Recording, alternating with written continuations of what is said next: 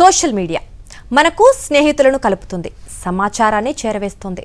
కానీ అదే social media ఓ నిరుపేద కుటుంబానికి సొంత ఇల్లు కట్టించగలదా?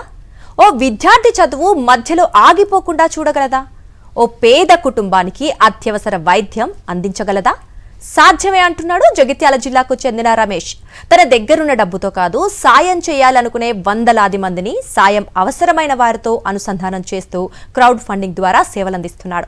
సోషల్ మీడియాను విద్వేషాలు, వివాదాలకు వేదికగా మార్చుతున్న కాలంలో అదే సోషల్ మీడియాతో ఎంతమందికి అండగా నిలవచ్చో, ఎంతమంది జీవితాల్లో వెలుగులు నింపొచ్చో చూపిస్తున్నాడు రేణిగుంట రమేష్. ఇల్లు కట్టిస్తున్నాడు, చదువుకు సాయం చేస్తున్నాడు, వైద్యానికి అండగా నిలుస్తున్నాడు. కానీ ఇవన్నీ ఒక్కడి డబ్బుతో కాదు, ఎందరో మనసున్న మనుషుల్ని ఒక వేదికపైకి తీసుకొచ్చి క్రౌడ్ ఫండింగ్ తో చేస్తున్నాడు. అలాంటి ఓ కదిలించే కథే రేణిగుంట రమేష్ కథ. ఒకప్పుడు వానొస్తే తడిసే పరిస్థితి, ఎండొస్తే బయటకు రావాల్సిన పరిస్థితి. కానీ ఇప్పుడు ఇదే కుటుంబానికి ఓ సొంత గూడు ఉంది. ఈ ఇంటిని నిర్మించింది ఒక్క వ్యక్తి కాదు, ఎందరో దాతలు. కానీ వాళ్ళందరినీ ఒక్క చోటుకు తీసుకొచ్చిన వేదిక మాత్రం సోషల్ మీడియా. ఆ వేదికకు వారధిగా నిలిచిన వ్యక్తే రమేష్. ఇదిగో ఈ ఇల్లు బీర్పూర్ మండల కేంద్రానికి చెందిన జమునది. నిన్నటి వరకు ఎండ కొడితే రక్షణ లేదు, వాన పడితే తడవాల్సిందే, చలికాలం వస్తే వణుకుతూ గడపాల్సిందే. అలాంటి పూరి గుడిసే ఇప్పుడు పక్కా ఇల్లుగా మారింది. ఈ మార్పు వెనుక ఉంది రమేష్ చొరవ. జగిత్యాల జిల్లా ధర్మపురి మండలం దమ్మన్నపేటకు చెందిన రమేష్ ధర్మపురిలో నివాసం ఉంటున్నారు. ఇప్పటి వరకు 27 మంది నిరుపేదలకు సుమారు 2 కోట్ల క్రౌడ్ ఫండింగ్ తో ఇల్లు నిర్మించేందుకు రమేష్ కీలకంగా పనిచేశారు.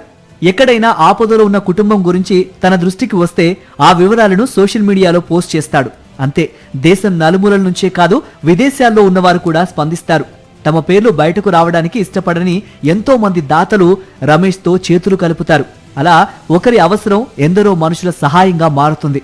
సోషల్ మీడియా క్రౌడ్ ఫండింగ్ కు వేదికగా తయారవుతుంది. మా పెద్ద అబ్బాయి రంజిత్ కుమార్, కోటగిరి రంజిత్ కుమార్, రాధిక ఆస్ట్రేలియాలో ఉంటారు. వీళ్ళకు కూడా గృహం నిర్మించాలనే భావన కలిగింది అబ్బాయికి. అమ్మాయి కూడా చాలా మంచిది.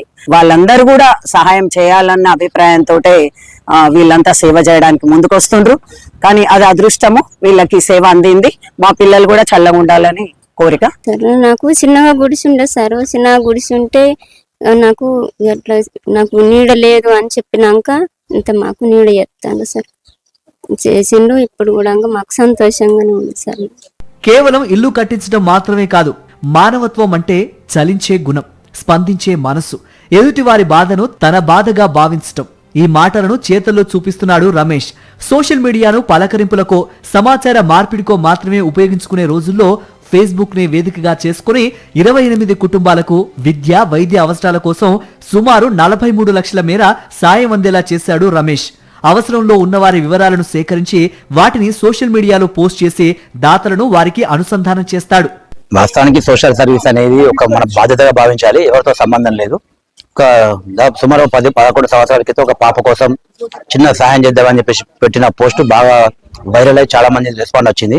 ఆ దాతలే మరింత మంది నన్ను ఇంకా మరింత ముందుకు వెళ్ళేటట్టు ఆ దాతలే వారు ప్రోత్సహించడంతో ఇలా కార్యక్రమాలు కొనసాగుతుంది, అంతే తప్ప వేరేం లేదు.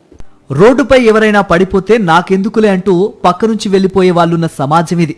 ఇలాంటి సమయంలో ఎదుటి మనిషి ఆవేదనను చూసి చలించే హృదయాలు వేళ్ల మీద లెక్క పెట్టేంతే కనిపిస్తాయి. అలాంటి అరుదైన స్పందించే మనసే రేణిగుంట రమేష్.